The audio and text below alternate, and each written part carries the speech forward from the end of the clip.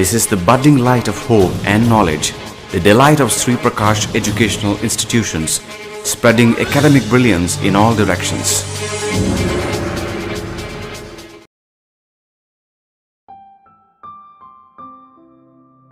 Namaste everyone. How are you all? Hope you're all doing well. This is Prasanth, a teacher of English. Today, I'm going to discuss the lesson from the NCERT text, Class 11, the first lesson of the text Hornbill, the portrait of a lady. So, in this lesson, the narrator or the protagonist of the lesson is going to discuss a few things about his grandmother. And generally, every person has some kind of relationship with the grandmother, a close relationship with grandmother. So now in this lesson, Khushwant Singh is going to narrate his friendship with his grandmother. So let's get started. NCERT Class 11, English. The main course of the text is Hornbill. Let's talk about the first lesson from the text. The title of the lesson is The Portrait of a Lady. Can anyone tell me what is the meaning of the word portrait? Generally we know portrait is a photograph which is hung on the wall. But here the portrait of a lady that represents other meaning. That is, pen sketch is to portray someone with the use of words. Here the narrator or the protagonist of the lesson, Khushwant Singh, and he writes or he describes his grandmother wonderfully. Let's talk about the author of the lesson, Khushwant Singh. Khushwant Singh is a senior prominent Indian novelist cum journalist. He was born on 2nd February 1915 at Hadal in British India, that is now a part of Punjab in Pakistan. A significant post-colonial writer in the English language, Khushwant Singh is known for his clear-cut secularism, humor and a deep passion for poetry. His assessment and comparison of social and behavioral traits of people from India and the West is full of outstanding wit. Let's look at the summary of the lesson. The author remembered his grandmother as an old lady like anyone's grandmother. He believes her to be eternally old and finds it extremely hard to accept that she was once young or that she played games as a child. As far back as his memories went, she was fat, short and had wrinkles all over her face. She walked around the house with a slight stoop, praying soundlessly with a rosary in her hand. She always wore white and was as peaceful and calm a sight as the snow-covered mountains in winter. The author declares that though his grandmother was never pretty, she was definitely beautiful. As a child, the author lived with his grandmother in their village, while his parents lived in the city. While he learned the alphabet in his class, she read scriptures in the temple attached to his school. After school, they walked back home together, feeding the village dogs. Things, however, began to change when the author's parents brought them to live in the city. In the city, there were no stray dogs to feed. Though he shared a room with his grandmother, the author went to school by bus and studied modern subjects. Thus, the author's grandmother could neither accompany him to school nor help him with his studies. This, coupled with her fact that the school had no religious instruction, made her unhappy. She was also aghast to hear that they taught music at school. In her opinion, music was only for beggars or dancing girls. Later, when the author started going to the university, he was given a separate room in the house. This comprehensively snapped whatever remained of their friendship. The grandmother became more repulsive and spent her entire day sitting by her spinning wheel and reciting prayers. The high point of her day now was the half hour she spent feeding sparrows in the afternoon. The little birds surrounded her, chirping loudly and eating little bits of bread. After his university education, the author went abroad for his higher studies. Contrary to the author's expectation, she remained unemotional and just kissed him on his forehead when she saw him off. Given her age, The author was unsure if he would see her again.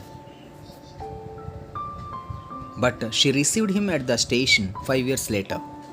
However, on his first evening back home, the author's grandmother broke her routine and celebrated his homecoming. She sang for hours on end with the other ladies from the neighborhood.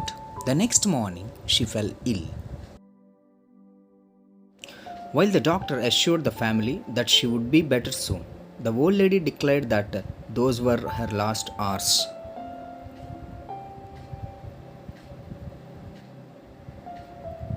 She refused to talk to anyone and demanded that she be left alone to pray. As she lay in bed, praying inaudibly as always, she passed away. The author's family placed her body on the floor, covered it with a cloth, and left to make funeral arrangements.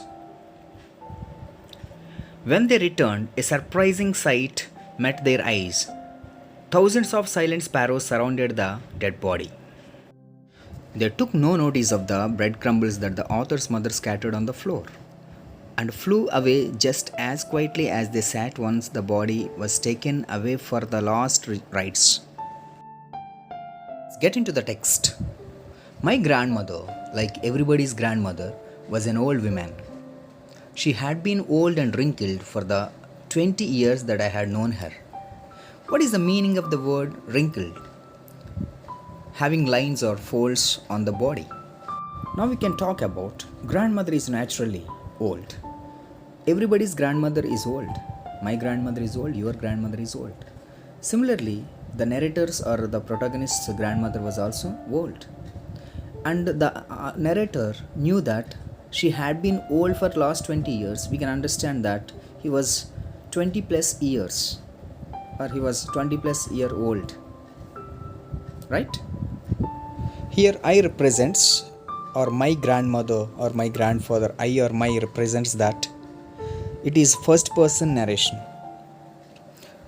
My grandfather's portrait hung above the mantelpiece in the drawing room.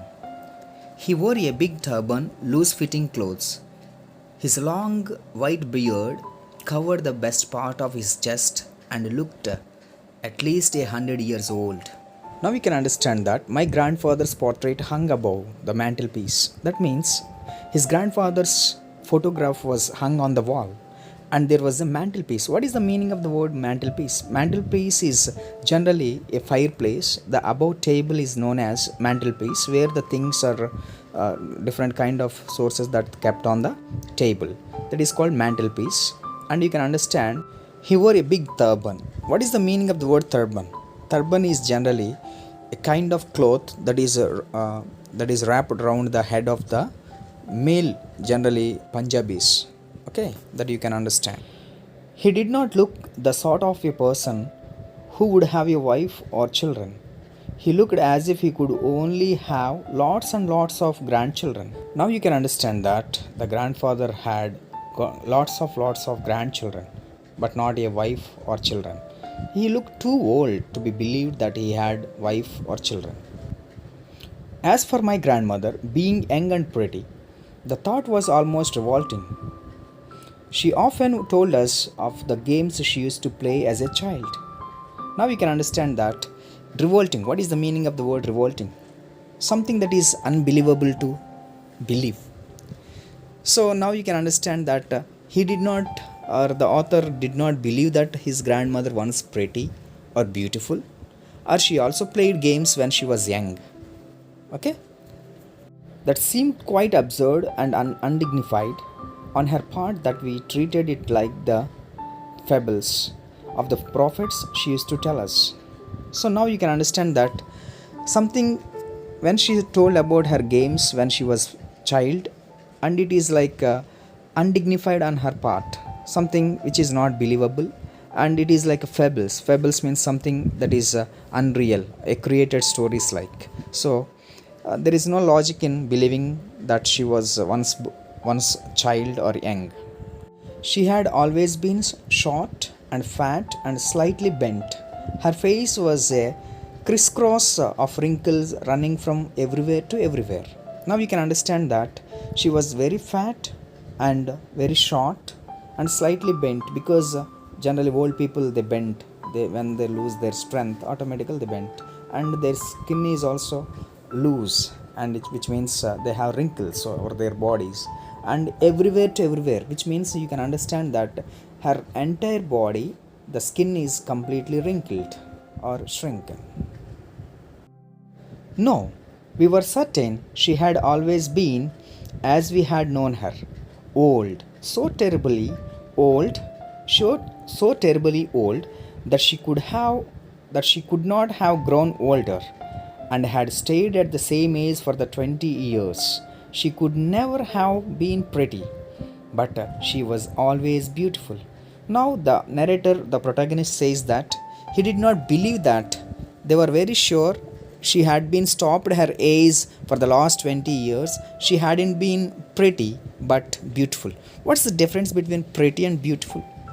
Beautiful means something that looks good, whereas pretty is something which is admirable. She hobbled about the house in spotless white, with one hand resting on her waist to balance her stoop, and the other telling the beads of a rosary. If you look at the meaning of the word hobble, walk in an awkward way, which means a person who loses his balance. Generally, old people they lose their balance while walking because they lose lack of strength. What is the meaning of the word stoop? Stoop means is they bend forward. Okay, that is called stoop. She was like the winter landscape in the mountains, an expanse of pure white serenity, breathing peace and contentment. Generally, you can understand grandmother was like winter, landscape. Generally, during landscape or mountains during winter, it could be covered with snow or white colored snow. Generally, grandmother was also in white dress every time, and you can also see grandmother was always in serenity, which means peacefulness and contentment. Contentment means satisfaction. She has great satisfaction in her life. Then she would fetch my wooden slate, which she had already washed and plastered with yellow chalk, a tiny earthen ink pot, and a red pen, tie them all in a bundle, and hand it to me. The grandmother used to prepare the grandchild to school. She used to make all the things ready for the school, and she used to hand over everything or every stationery for the school. After a breakfast of a thick stale chapatis with a little butter and sugar spread on it, we went to school. She carried several stale chapatis with her for the village dogs. Now we can understand, after the breakfast, she used to carry the stale chapatis, and even author was also used to have the same by spreading some butter and sugar over that chapatis, and she used to feed the street dogs or the village dogs near the school. My grandmother always went to school with me because the school was attached to the temple. The priest taught us the alphabet and morning prayer. So now we can understand, as his grandmother was pious or religious woman, she used to spend most of her time in the temple reading scriptures, while the narrator used to study or learn his alphabet in the class. While the children sat in rows on either side of the veranda, singing the alphabet or the prayer in a chorus, my grandmother sat inside reading the scriptures. What is the meaning of the word scriptures? Scriptures means holy books of religion, different religions. So here we can understand grandmother used to read holy scriptures. When we had both finished, we would walk back together. This time the village dogs would meet us at the temple door. So it is a daily routine. After their school or his grandmother's scriptures were read, they used to go back home. The dogs of the village, they used to wait for them at the temple gate, where his grandmother used to feed them with the stale chapatis or some kind of eatables. They followed us our home, growling and fighting with each other for the chapatis we threw to them.